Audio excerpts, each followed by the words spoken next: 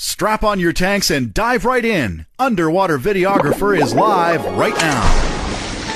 From this moment on, you will now be known as Sharkbait. Equalize your ears and grab your dive bag to start collecting some tips, tricks, product announcements, and information for every hobby and professional diver interested in knowing what it takes to capture the clearest footage. Sharkbait! Ooh-ha-ha. Welcome, brother Sharkbait. Get ready to explore the depths with the Underwater Videographer Podcast. Sharkbait! Ooh-ha-ha. Enough of the sharkbait. Sharkbait! Ooh! I'm Marshall Karp, and I'm interviewing today Bill Bushing, or I should say Dr. Bill Bushing, of Catalina Island. And his website is starthrower.org. Dr. Bill is a doctor, has a Doctor of Philosophy in Marine Ecology from the University of California. How are you doing today, Bill? I'm doing great, Marshall. That's good to hear. A little dry, but other than that, fine. We're diving here the weekend here, you were telling me earlier. So, well, I guess the best place to start is why don't you just give us a little bit of your general background, Dr. Bill? I'm one of those who started watching the early Cousteaus specials on TV and just had a fascination with them. And I had the chance to try out scuba gear back in 1961. And I was in the Midwest at the time, so most of the diving we did was actually in quarries and to a large extent cleaning pools during the summer. And it wasn't until I moved to Catalina Island in 1969 that I really began diving with more intensity in the salt water environment here. Okay, so you've been diving for how long now? 46 years. 46 years. Oh, my goodness, wow.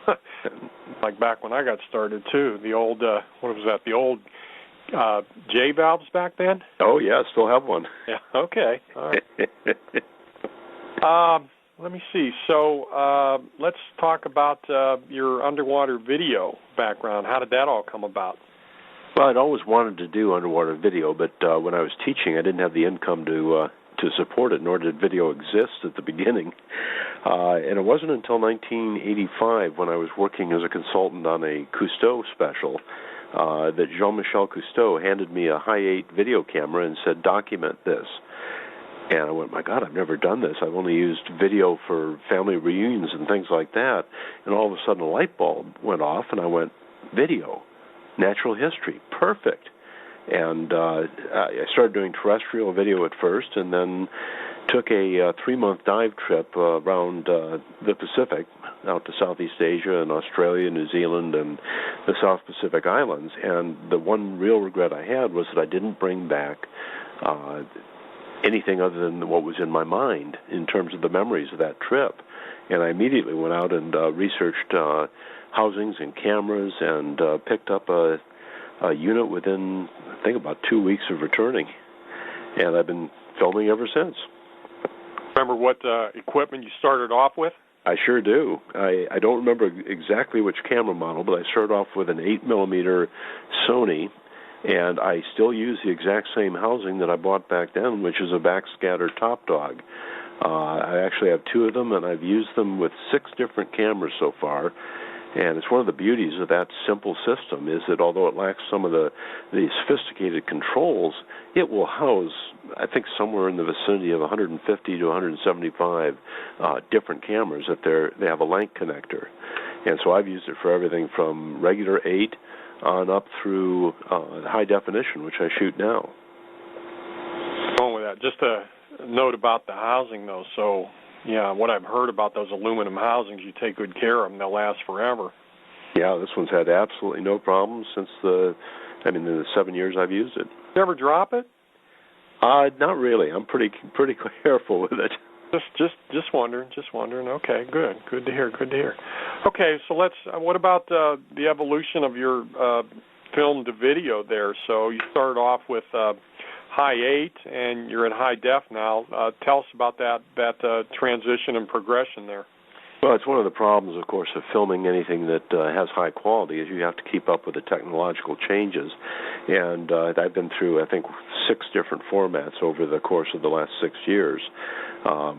but I must admit, I hope that high def sticks around for a while, because it is absolutely gorgeous to see the same footage filmed in standard definition, mini DV, and then to watch it in high def. I mean, it just blows standard DVD out, or standard DV out the door. And what about some of your other video and film credits there? Who else have you done work for? Well, a lot of the work I did was for the Cousteaus off and on over the last 30-some-odd years. I've also... Did you ever meet Jacques Cousteau? No, I never did. He was working on... He was alive back then. Yes, he was. I worked for him, but I didn't actually meet him. He was on the Calypso, and I was working on Alcyon, their wind ship. So I was with Jean-Michel the whole time of the project that we worked on then. What was that project? It was one of the Turner Broadcasting System's Cousteau's Rediscovery of the World series, and that was airing in the mid-'80s. Where did you travel? What did you do with that?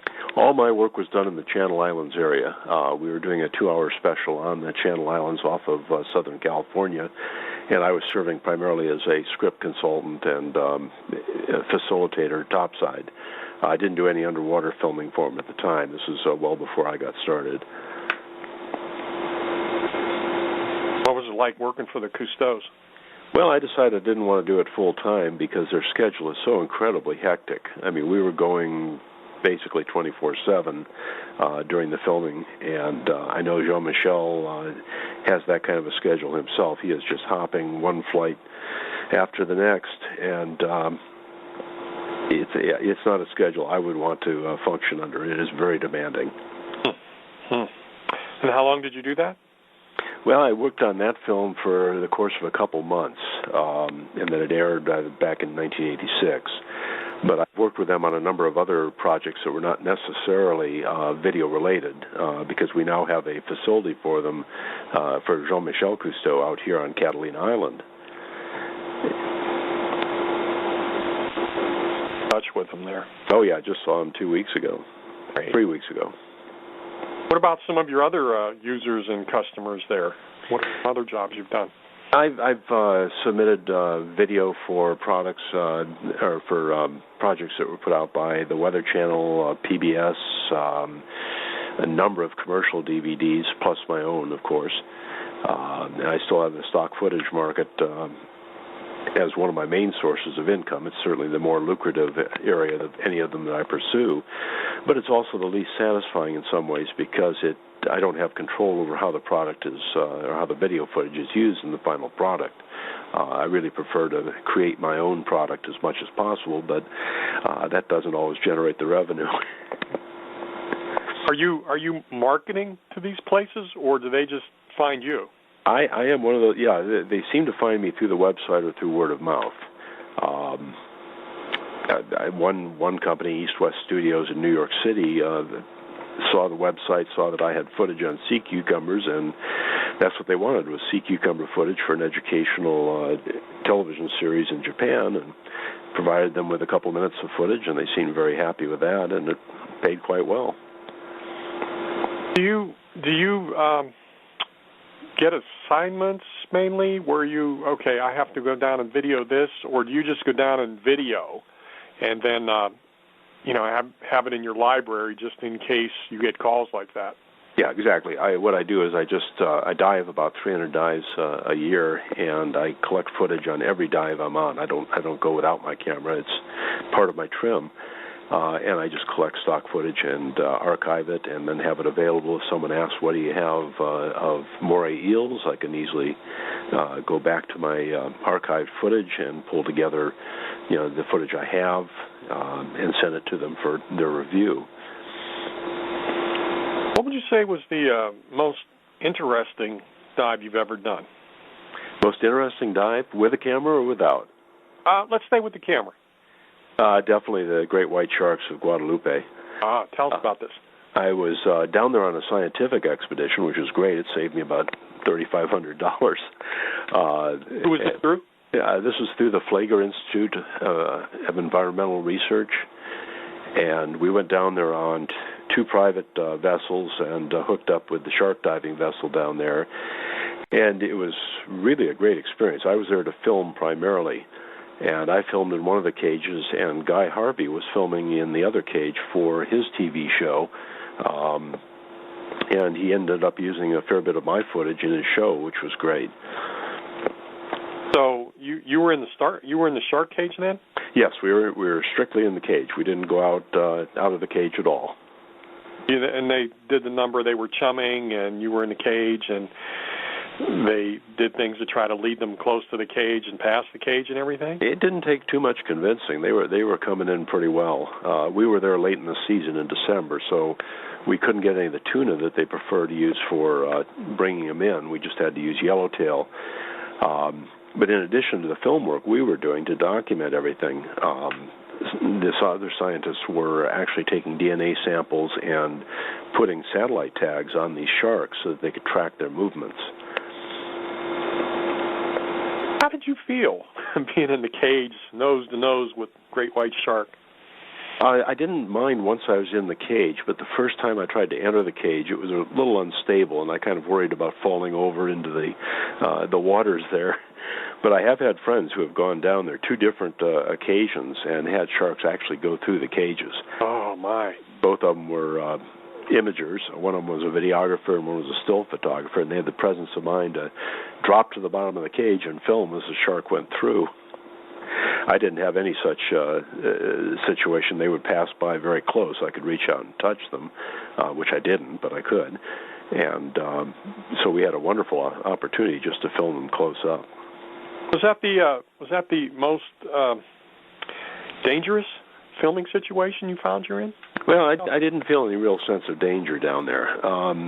We have great whites around Catalina, and they are seen on occasion. I've never seen one in all the years I've dived here. But I was diving with Weiland, the famous marine artist, a couple weeks ago, and we were filming giant sea bass. And when we came back up to the dive boat, Weiland said, "Did you see that 14-foot shark that swam past us?" And I went, "No." He said he saw one right off the side, and it could have been a great white or possibly a very large mako. But I wasn't even aware of it, so I couldn't be scared. Wow. I'm in awe of stuff like this. Wow. Well, we know they're around here. I mean, great whites have been around the island since way before I came, and they just don't seem to bother divers here. How are you doing with shark footage? Do you have a big demand for that? Yeah, I've had a couple of requests for shark footage, the great white footage, of course, and we also get blues here. We do shark dives with Scuba Love here for blue sharks and makos. But my favorite shark is probably the soup fin shark, which comes in during the summer into our waters if we're lucky, and it's post-mating, so they're probably in the warmer water to try to accelerate the development of the young. And they're fascinating. They're absolutely beautiful sharks, but extremely skittish. You blow bubbles and they're gone. So you have to be really careful about your breathing when you're filming them. Yeah, I wanted that as the next question I was going to lead to. Let's talk about your filming techniques for the wildlife. I never know for sure what I'm going after unless there's a specific site we go to and I know that I can film something because it's fairly sedentary or attached. Usually what I do is I just wait for something, to encounter something as I'm on my dive. For example, I dove Ship Rock on both on Saturday and Sunday this weekend, and as I dropped down to about 110 feet, there was this beautiful angel shark resting on the bottom, no sand on top of it. It was all perfectly clean, and I just dropped down on my propping myself with my elbows and started filming the shark until it took off, and then I just swam after it and got about 2 minutes of great footage. Really pleased with that. But in terms of, I try to make my footage as stable as possible. That's the key in my mind, is trying to make sure your footage doesn't induce seasickness in your viewers. So, topside, what computer system do you have to do the editing? I do all my editing right now using Adobe Premiere, several different versions on PCs. Most of my high-def editing has been on a laptop with Premiere Elements 3 because my other versions of Premiere don't edit high-definition footage. I've generally been very pleased with the ability to edit almost anything and do almost anything I want to in my finished products with Premiere. So you put together your own educational DVD series. This goes to you have schools for customers, do you? Or actually, I've never even tapped the educational market yet. One of the weaknesses I have, if I'm managing someone else's business, I'm great at dealing with the business aspects. If I'm dealing with my own business, I focus almost entirely on the creative side, and I really need to marry a business manager. Is what I need, who's a diver, of course. But I haven't done much in the way of marketing other than through my website and through word of mouth with all the divers we get over here every year on Catalina, and through my appearances at various dive clubs throughout Southern California. Maybe since we're doing this here, maybe I'll give that a little. Tell us about your public access television show. Yeah, one of my intents in actually going out and filming was try to reach non-diving members of the public, and I was lucky enough to be able to establish a relationship with our local cable company, Catalina Cable, and they gave me a twice daily time slot for a 30-minute show. And I just keep producing new episodes of it, 30-minute episodes, which feature, for the most part, dive highlights from the previous roughly week or so. How many episodes are you up to now? Oh, well over 100. I'm not even sure.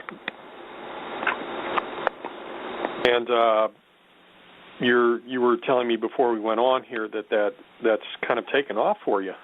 Yeah, I had some chance encounters with other divers on the dive boat, the King Neptune, that I dive off of, and several of them said, "Hey, we're interested. I work for Charter Communications or whatever, and we'd be interested in carrying your public access program." And the first network service begins this week over in the Riverside service area of Southern California.